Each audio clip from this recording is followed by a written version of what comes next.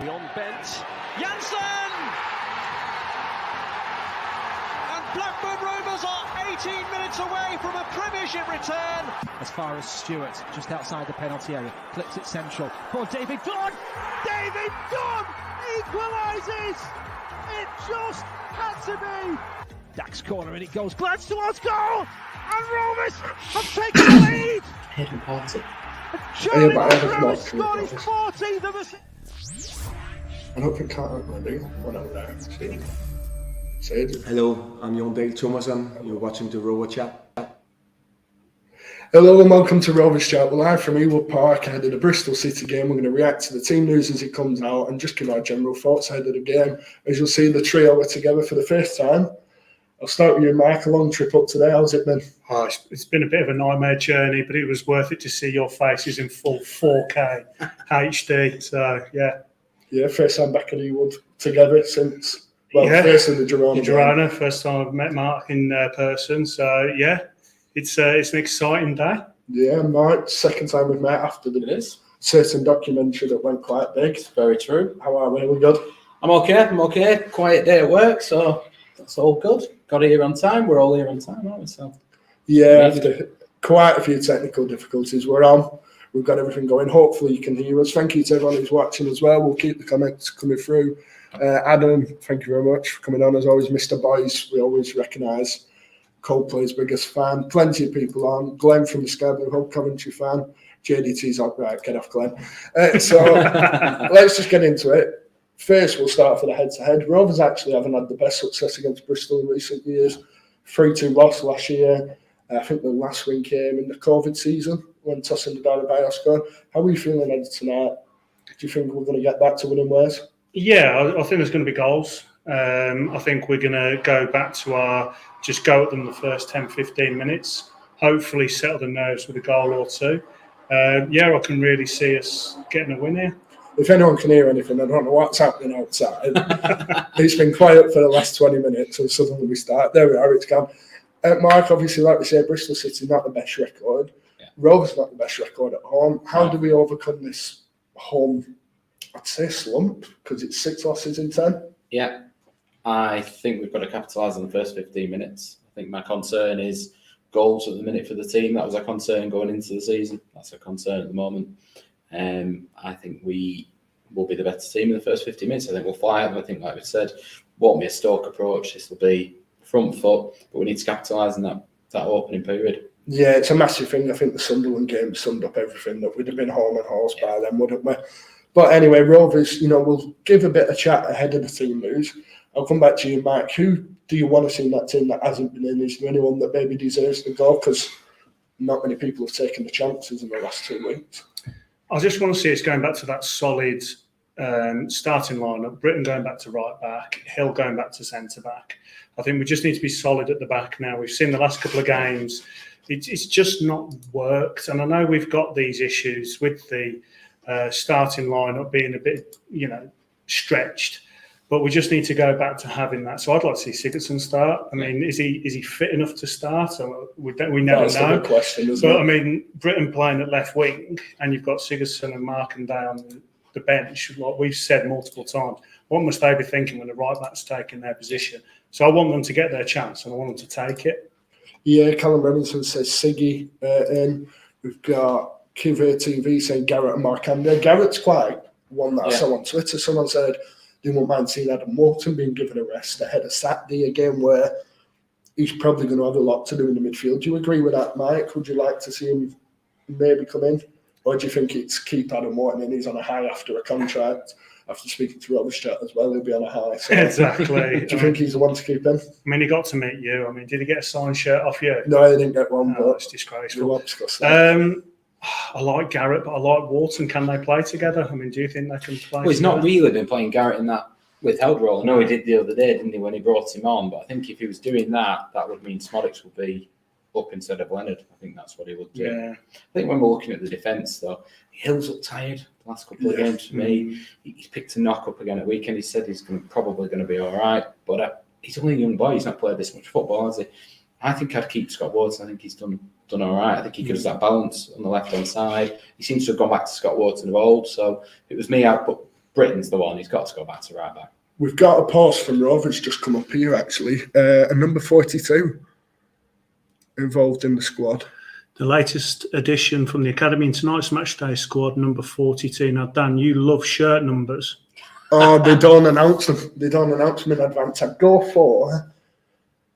to go for the young lad up top, Igor Tijon. Do you think he's going to be starting? No, I think he'll be in the squad. I think given that number... They didn't do this, did they, when Giroud just snuck onto the bench? So this is something that they want to get us a bit This is someone they picked up previously, yeah. which gives, for me...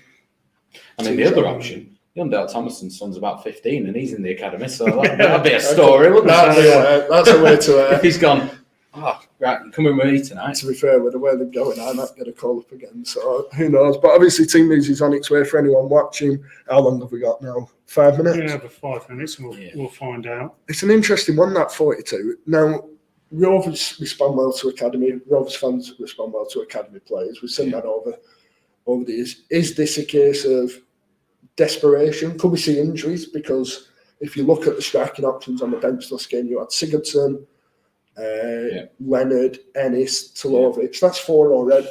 But it wouldn't surprise you if it then announces the squad and it says Ennis has got a knock and Sigurdsson's got a knock, would it? It just, there was no... I know we talked about Sigurdsson's performance, didn't we, in the previous... Obviously not weekend, but the previous game. And we said he just drops off after 10 minutes and it was a strange thing. And then he's got a groin injury. Now, I thought he did all right when he came on the other day. If he's fit, he's got to start for me. This is a game that you fly at them. But would it surprise you if it turned out he's not even in the squad? No. They seem to keep these things quite quiet, which is good.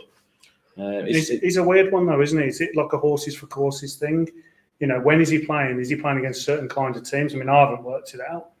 But he seems to be getting game time against certain teams and then just not playing against others.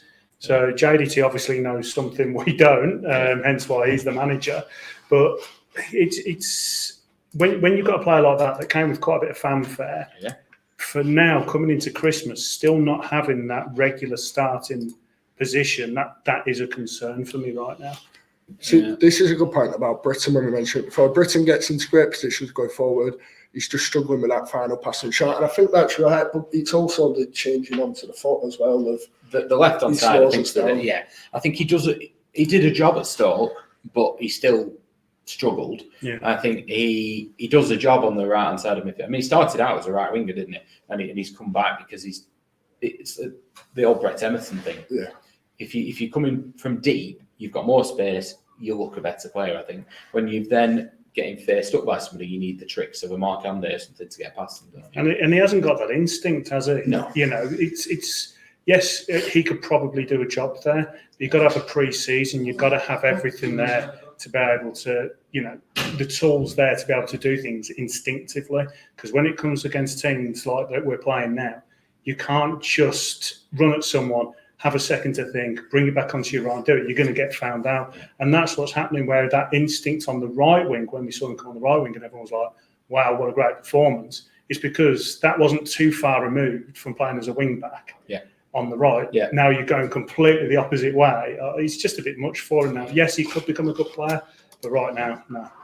No, that's a good point, though. He had about Jamdal picking up the no new injuries as well in his press conference. Now, whether he's done that... But Rovers, there was no sign of Travis's not, was there? There was no sign of Simpson. No. I think they do this very well. They do it really well with the transfers as well. Yeah, it's something that we have always been critical of previously at Rovers, and I think that is done really, really well. They don't give anything away. Yeah, it'll be an interesting one to see Rovers go. That number 42, I can't get out of my head that it's not Tijon. It just feels the right moment. Yeah. What we've also got to consider as well, just before the team news comes out, after the Southampton game, we got Watford on the 23rd, Huddersfield 26, Hull 29th from Rotherham first. 4 games in 10 days, with a squad of 14 players that actually feature. How do we manage that? Is it going to be a case of, right, well, Sigurdsson, you're playing Watford and you're going to play at Hull? Is Garrett's probably going to get a shot because Adam Wharton, 390 minutes in the last week or so, 2 weeks, he can't go on and play that much. So how do Rovers manage it? Might the Rovers just say, look, Sigurdsson, play this one, don't play that one? Or is it a case of just rotating the same 14 or 15? When I'm old school, I still find it frustrating the players can't play Yeah. twice a week. You know, they are trained to do this. But I understand that they're playing at a much higher level. The intensity is much more. They're trying to, stop injuries and so on. I think you've just got to keep dipping into the academy and shifting players around where need be. I think the thing is with the Callum Britton is we shifted him around to a point where it seems like that's JDT wants him in that position. Yeah. He's not helping. Yeah. It's like he's gone into that position. Yeah. Whereas now I feel like if Britton starts left wing today, that is saying a hell of a lot about what we currently have. So we need to dip into youth to have the depth. I think as well, Britain was in that team because John Noel wanted him in, and we had Hill and JRC playing. Now we've only got Hill playing, and we need a right back. We're still not playing him there. It just don't make sense. I think it's saying as much about what he thinks of Britain at right back as anything, actually. But here we go. Wow. Team news is out. So we have got.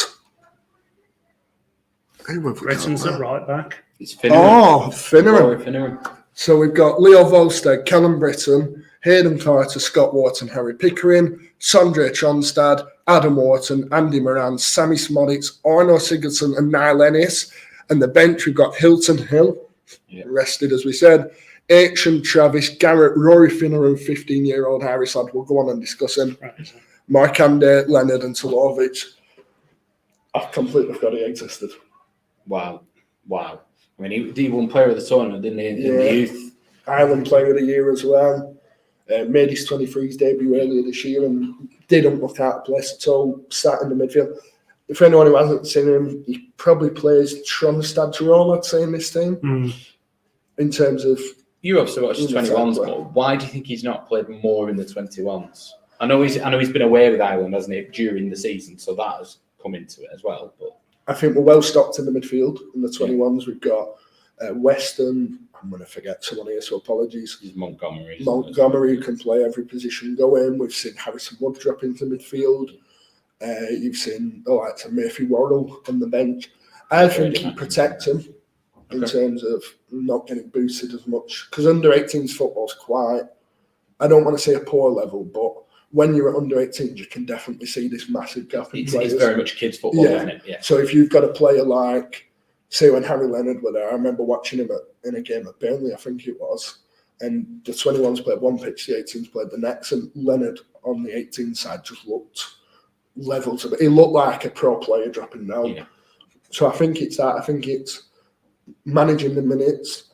I think we're doing pretty poor at under 21s, and he's careful of trying to put people in. Although you can't get relegated now, which does mean a lot of positives for us that you can't get relegated, because I think that were in the mind before of, we better drop someone down. I just think it's game time. As like Jake Garrett's dropped down into the 21s. Yeah. I think the issue is that because we've changed how we play now with the 21s, where they play Saturday, the under 18s play Saturday, and the first team play Saturday, we can't push players across. Whereas before, when we did either Friday and Monday 21s, 18s on a Saturday, and 18s first team on a Saturday, you could say, if you haven't played on the Saturday, go and play the Monday at Leyland, go and play the Monday. But that's something Yundell Thompson wanted. Yeah. He wanted that so that they're all in sync. So if you want somebody on the Wednesday, you can give them a game on the Saturday, ready for it. Yeah, that's it. There are downsides to it, aren't there? Well, there's two things I'm feeling about this. Well, there's actually three, but the two is he putting him on the bench to just give him experience because he's seen something in him, and just bring him out for a match day and just say, look, you're not going to play, but come be with the lads. Yeah. And the other thing is he sticking his thumb up saying, I haven't got the squad, look, I'm having to put a 15-year-old on the bench. And there's a little bit of a feeling of a JDT having that in him to say, look, I've had to put a 15-year-old on the bench at the start of this. You need to give him money. Mentioned, isn't it? Because, I mean, the fact is, I know that you've said a little bit about him, but a 15-year-old, normally you hear about this kind of talent for weeks and months ahead. Yeah. And we haven't with this lad. We have with others, but not necessarily with this lad. So for him to come on the bench, it's just saying to me that it's a little bit of, here's some experience, but also, look what I'm having to do. Well, you can write them subs now, can't you? You know, Travis is going to come on at one point. Yeah. I imagine James Hill might get 10 minutes, 20 minutes at the end of the game. Leonard will get a go, regardless of what the score is, because we always sub the striker off. And do you see now Lenny's doing 90? Do you see Sigurdsson doing 90? Probably not. So that brings either to Lovic or Markande. So you've got one sub left. We don't normally use 5. We're quite out there. And then you look, you've got Aitken on the bench who's made one senior appearance as well. I mean, it wouldn't surprise me if we get into the second half and Travis comes on at right back. Yeah. And Sigurdsson and Ennis go off and Garrett comes on and Smodics goes further up. I think that's probably... And then you tell Lovic of Leonard, will they get up? You would hope Leonard will be the sub. He's the one that would potentially change a game. This is a good point as well from KTV again. Ennis getting a start now. It was massive for him today. Yeah. First start. We've not done the prep on the numbers, but I'd say it's first league start. First league start. Because he came on at Rotherham. Yeah. He come on in a home game where he looked all right. So I think it's first start. It's a big chance for him. It's a chance. Yeah.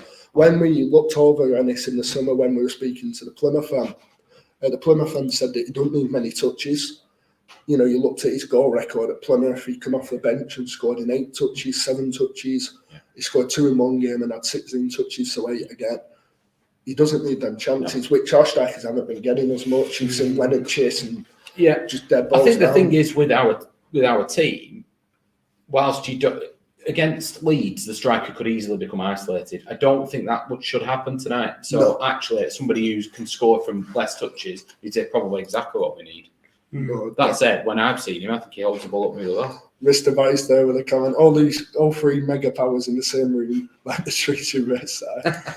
Thank you to everyone who's watching as well. We will round off soon, of course. Did he not start against Morecambe? That was cool, wasn't it? Well, that's shit, Morecambe. Cool. I just think this is massive for him and Sigurdsson tonight. Yeah. Absolutely huge. This could be, I mean, Sigurdsson, when he arrived, there was a bit of fanfare. He came on at Ipswich. He then started to get a run. You know, he had 4 goals in 6-7 games, was it? If he then goes and does the business tonight, this could be him cementing his place. Same for Callum Britton at right back. It's a big game for him. There's quite a lot there, aren't there? You look at... I feel very comfortable about that. I'm happy situation. The fact that we've come into a game and we feel comfortable about the defence and goalkeeper, we're not even talking about that. No. Just shows how far we've come in the last few weeks. And that midfield too as well. I was just going to say, even including those defensively, I mean, we was talking about quite early on in the podcasts when we said about Tronstad, is he the player that we hoped? Yeah. And it was like we haven't seen much of him, and now first name on the team sheet. I'm quite comfortable with that start. I mean, we've just been saying about Sigurdsson needing the start. He's got it. Ennis, I feel like, is a little bit out of left field. I wasn't expecting Ennis to start, but brilliant. If he takes his chance, the rest, I think, we pretty much. Yeah.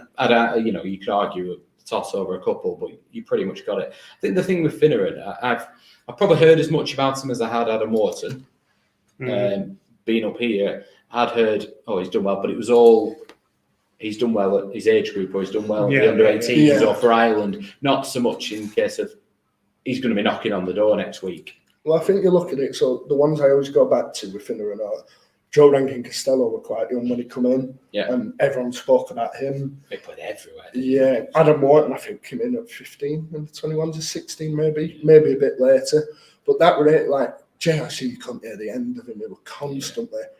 Maybe next week he'll be in the squad, and every time there were an injury doubt with Finneran, it'd always be maybe or Grady Mackham, another one I forgot when we mentioned it. Weston, Finneran wouldn't have been there. For people asking us to do these streams again, we'd love to.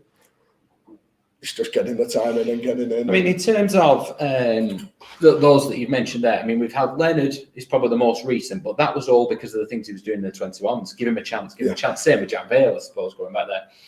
But Adam Wharton, the club did quite a few pieces on him saying he's one of the best young players I've ever worked with, these kind of things.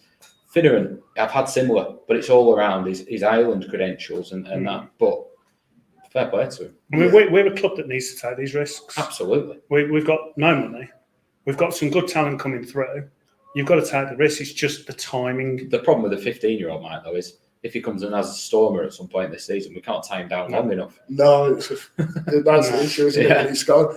We'll round off very soon. I think best place to finish, as we always do, score predictions. We'll send the team. Mike, I'll come to you first. What we're going for? I'm going to stick with my 3-0. I did say Schmodic's hat-trick, but I'm going to say Schmodic's with 1, Ennis with 2. Ooh. Mike? I'm going 3-0 as well. I think Smodics will score, Moran will score, And I think Sigurdsson. I'm going to go 1-0. 1-0. I haven't come all this way for a 1-0. And I'll go for, who we go for? Harry Pickering. I'd take any score. Harry Pickering, I love that. We'll go Harry Pickering. That's where we'll round off. Thank you for watching. Thank you to everyone for making this kind of stuff possible as well. Plenty of content coming out. We've got the Garner podcast with me and Mike. We've got a few quizzes coming out from this, Secret Santa and everything else. So just stay tuned, keep watching, keep subscribing, sharing the videos. If you're on Twitter watching us, give it a retweet, give us a follow. And until next time, we'll leave you off with Dan's goal scorer. I don't know how to frame myself in the third person there. As we finish off, but thank you for watching and we'll see you soon. I'm Harry Pickering and you're watching Rovers Chat.